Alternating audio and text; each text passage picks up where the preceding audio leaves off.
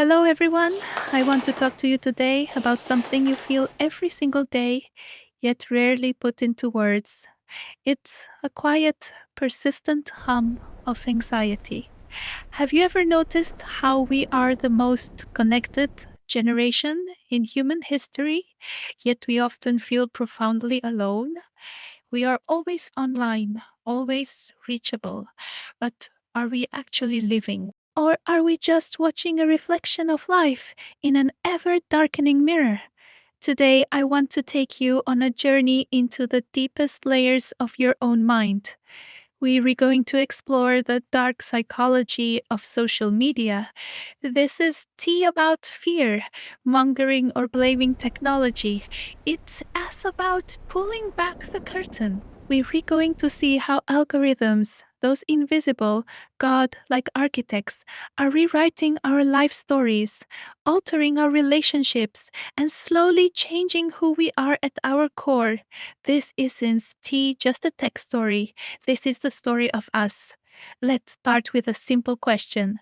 Why is it so hard to put the phone down? Even when you know you're wasting time, even when you feel your mood sinking, the answer is a single word. Dopamine. It is the molecule of reward and anticipation. Every red notification, every perfect photo you scroll past triggers a tiny hit of dopamine in your brain, and our brains are evolutionarily wired to crave it. But here is the trap. This dopamine is cheap. It's a trick. The algorithm acts like a modern day sorcerer, whispering, just one more scroll. The next one will make you feel better. These platforms are masters of feedback loops. The more time you spend inside, the more data they harvest. The more they know about you, the better they can feed you exactly what keeps you hooked. It is a cycle that never ends, and it was designed for your happiness. It was designed for your attention. We like to think we are in control. We think we choose what we watch. But do we? In reality, we are living in filter bubbles. The algorithm shows you only what aligns with your existing beliefs, your fears, and your biases. If you re angry, it feeds you more reasons to be angry. If you re sad, it gives you content that mirrors that sadness. On the surface, it feels personalized. But the cost is devastating. We are losing our ability to think critically. We are no longer explorers of information. We are prisoners of an echo chamber. We lose our capacity for empathy because we stop seeing the other side as human. We become more certain of our opinions, but less aware of the truth. When our world shrinks to fit our screen, our souls shrink with it.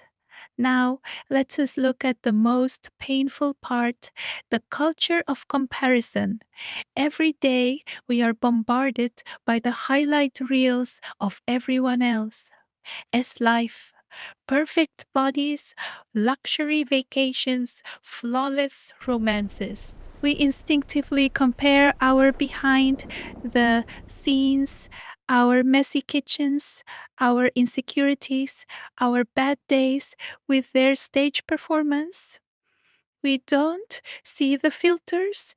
We don't see the debt behind the luxury or the loneliness behind the smiling couple. Social media has turned us into actors in our own lives. We have started living for the audience instead of living for ourselves. This constant feeling of not being enough is the signature illness of our time, and it is an accident. The more inadequate you feel, the more you consume, searching for a fix that the digital world can never truly provide. It is a strange irony that in the age of instant messaging, we are experiencing an epidemic of loneliness. We have thousands of followers, but how many can we call at 3 a.m.? Real human connection requires presence. It requires eye contact, the tone of a voice, and the shared silence of being in the same room. Social media has given us a shallow substitute for intimacy. We think liking a post is support. We think a DM is a conversation, but these are just ghosts of connection. For the younger generation, this is even more dangerous. They are growing up in a world where relationships can be blocked, unfollowed, or deleted. With a tap, it makes the messy, difficult work of real world commitment feel terrifying. The algorithm keeps us lonely because lonely people stay on their phones longer. What is your most valuable asset? It isn't money, it isn't status. It is your time and your attention. These are the only things you can never get back. We are living in an attention economy. Every second you spend scrolling is profit for someone else. These platforms use techniques like infinite scroll, which mimics the addictive nature of slot machines, to make sure you never find a natural stopping point. Think about the hours lost to the void, the books unread, the skills unlearned, the conversations never had. The tragedy of dark psychology isn't just what it does to us, it's what it prevents us from becoming. You don't realize what is being stolen until years have passed, and you wonder where your life went. By now, you might feel trapped. You might feel a heavy weight in your chest. But I didn't tell you this to make you despair. I told you this so you could wake up. When you understand the mechanics of the trap loses its power. We can reclaim our lives. We can take the steering wheel back from the algorithm. This isn't about deleting every app. It is about shifting from being a user to being a conscious observer. The first step is awareness. The second is boundaries. Turn off the notifications. Unfollow the accounts that make you feel small. Put the phone in another room when you eat. But most importantly, return to the physical world. Talk to people face to face. Touch the earth. Read a physical book. Reclaim your boredom because boredom is the birthplace of creativity. Dark psychology is a reality, and the algorithms aren't going to get kinder. They are built to keep you scrolling until your eyes burn and your heart feels empty. But the power to choose still belongs to you. You are not a product. You are not a data point. You are a human being with a soul that craves meaning, not just engagement. Choose to build a life that is felt, not just viewed. Choose to be present in the messy, beautiful, unscripted reality of being alive.